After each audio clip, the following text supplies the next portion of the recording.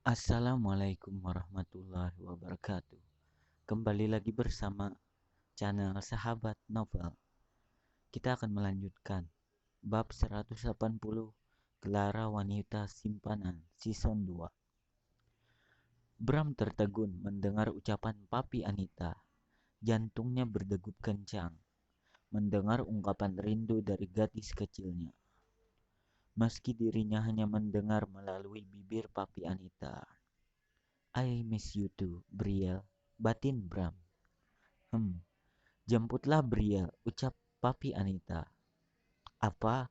Bram mengerutkan dahinya. Benarkah yang dia dengar barusan? Apa katanya? Mantan mertuanya itu meminta dirinya menjemput Brielle. Apa dia mengigau? Ya, saya pergi dulu, ucap Papi Anita dan melenggang keluar dari ruangan Bram. Bram hanya diam. Bahkan dia tak melihat Papi Anita yang sudah mulai mendekati pintu keluar dan keluar dari ruangannya. Sesaat kemudian, Bram tersenyum. Semudah itukah dia bisa mengambil Brielle? Pikirnya. Bram menghela napas. Dia mengambil ponsel ketika teringat pada orang yang dia berikan tugas untuk mencari keberadaan Papi Anita. Bram meminta orang itu agar tak lagi mencari Papi Anita dan Brielle lagi. Setelah itu, Bram mengakhiri telepon dan dia kembali ke mejanya. Dia pun menarik napas dalam-dalam dan menghembuskannya dengan perlahan. Perasaannya jauh lebih baik dan tentu saja sore nanti dia akan menjemput Brielle. Dari kantor dia akan langsung menjemput Brielle. Sungguh Bram merindukan gadis kecilnya itu. Clara pun pasti akan senang ketika melihat Brielle kembali ke kediaman Bram. Tunggu Papi, Brielle. Papi akan menjemput Brielle. Kita akan makan ice cream bersama Mami. Gumam Bram seraya tersenyum. Rasanya tak sabar untuk melakukan hal itu bersama Brielle dan juga Clara. Hanya saja dia harus berke hanya saja dia harus bekerja terlebih dahulu. Asteris, asteris, asteris. Jam makan siang. Bram merentangkan tangannya ketika waktu tepat sekali memasuki jam makan siang. Dia menghela napas panjang, tepat sekali dengan selesainya pekerjaannya. Bram mengambil ponselnya ketika terdengar suara dering pesan masuk. Ada pesan dari Clara, di mana Bram langsung mengerutkan dahinya ketika melihat pesan yang Clara kirimkan. Aku di restoran bawah kantor. Aku bosan, kemarilah temani aku. Bram tersenyum sekilas. Sudah merindukanku rupanya. Mengapa tak langsung ke sini saja? Ah, wanita memang ingin selalu dikejar. Batin Bram seraya tersenyum. Rasa kesalnya terhadap Clara seolah hilang. Bram beranjak dari kursinya.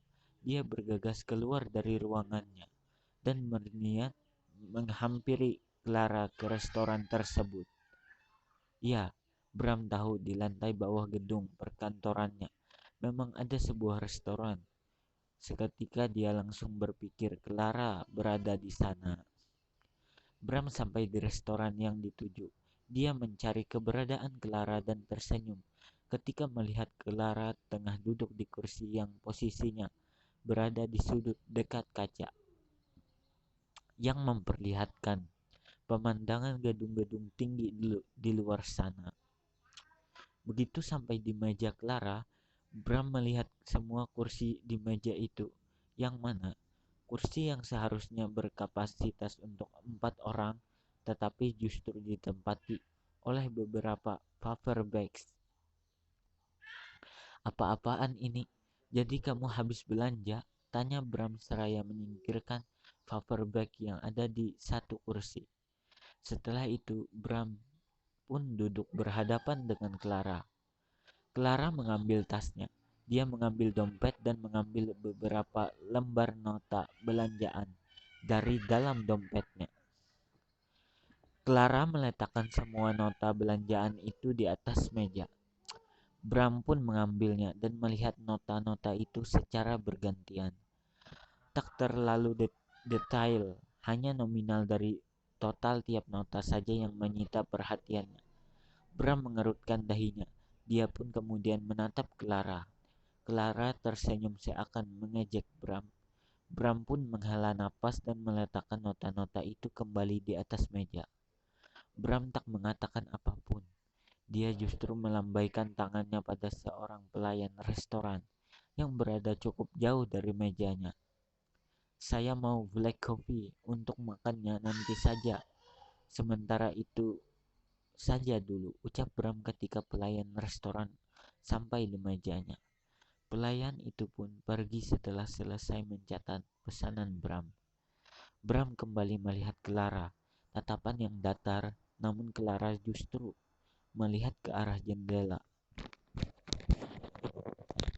Dia melihat pemandangan di luar sana. Belanjaanmu cukup banyak, tapi hanya menghabiskan tak sampai 50 juta rupiah. Apa seleramu sekarang berubah, Clara? Tanya Bram. Clara mengalihkan pandangannya. Dia menatap Bram seraya mengerutkan dahinya. Bram pun tersenyum penuh arti. Dia meletakkan kedua sikunya di atas meja dan mendekatkan wajahnya ke dekat Clara. Seleramu rendahan ya sekarang, ucap Bram kemudian kembali tersenyum. Clara memutar bola matanya. Apa katanya? Apa maksud Bram menghabiskan hampir 50 juta rupiah adalah nominal yang sedikit? Bagi Clara yang pernah hidup di Amerika dan bekerja keras sendiri demi menghidupi semua kebutuhannya, tentu saja itu uang yang cukup banyak. Berbeda ketika dirinya menjadi wanita simpanan Bram dan dapat dengan mudah menikmati kemewahan hidup tanpa harus bekerja terlalu keras. Ah ya, Clara pun menyadari bahwa uang Bram memang tak berseri. Uang 50 juta rupiah dan bagi Bram adalah uang receh. Menyesal aku tak membeli tas yang harganya hampir 2 miliar. Gumam Clara setelah menggerutu. Bram pun terkekeh. Dia mendengar gumaman Clara. Dia pun mencubit gemas pipi Clara. Bisakah kamu tak lagi memakai alat kontrasepsi itu? Tanya Bram sontak membuat Clara terdiam, menatap Bram. Bram menggenggam tangan Clara. Dia mengusap lembut punggung tangan Clara. Aku sedih, Clara. Entahlah mengapa, padahal mungkin itu hal kecil, tapi aku tak ingin menunggu lama untuk memiliki anak darimu, ucap Bram. Clara lagi-lagi hanya diam. Dia menatap Bram yang menunjukkan ekspresi seriusnya. Apakah sebesar itu keinginan Bram untuk memiliki anak darinya, pikir Clara. Kita sudah menikah, dunia sudah tahu identitasmu. Lalu mengapa kamu masih ragu untuk hamil lagi, tanya Bram. Clara melepaskan tangannya dari genggaman Bram. Dia pun berdehem. Bukankah sudah kukatakan alasanku?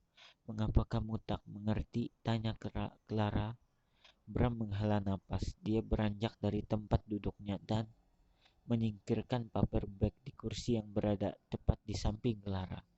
Bram pun menarik kursi dan duduk di kursi itu. Dia kembali menggenggam tangan Clara. Dia menatap Clara dengan dalam. Bukan trauma. Aku rasa kamu hanya belum yakin denganku. Bukankah begitu? Tanya Bram. Tak ada nada tinggi seperti ketika pagi tadi. Bram kini bicara dengan nada yang begitu lembut. Perasaan Bram sudah jauh lebih baik ketika dia sudah dapat kabar baik di mana dia sudah bisa membawa Brielle kembali. Itu amat mempengaruhi moodnya yang beberapa hari ini memburuk. Rasanya tadi pagi pun dirinya sudah keterlaluan terhadap Clara. Seharusnya dia tak tersulut emosi dan bisa membicarakan perihal masalah tadi pagi dengan baik-baik. Clara menghela napas. Perhatian Bram dan Clara teralihkan ketika seorang pelayan meletakkan secangkir kopi di meja. Terima kasih, ucap Bram seraya tersenyum. Pelayan itu pun tersenyum dan meninggalkan meja itu. Dengarkan aku, Clara. Kita sudah menikah. Selain anak, apalagi yang kita butuhkan? Anak adalah masa depan untuk kita. Kamu tahu, aku menyayangimu. Aku minta tolong padamu. Pikirkan lagi, ucap Bram. Kenapa harus terburu-buru? Kita sudah punya Briel, ucap Clara. Briel berbeda. Aku ingin anak yang terlahir dari rahimmu. Lagi pula aku rasa memiliki banyak anak, maka akan lebih baik. Hidup kita akan jauh lebih ramai. Kamu pun tahu, Briel juga menginginkan seorang adik. Ucap Bram seraya tersenyum. Clara menghela napas panjang. Ayolah, apa Bram sedang memaksanya? Mengapa Bram tak mengerti perasaannya dan justru semakin menuntut anak darinya?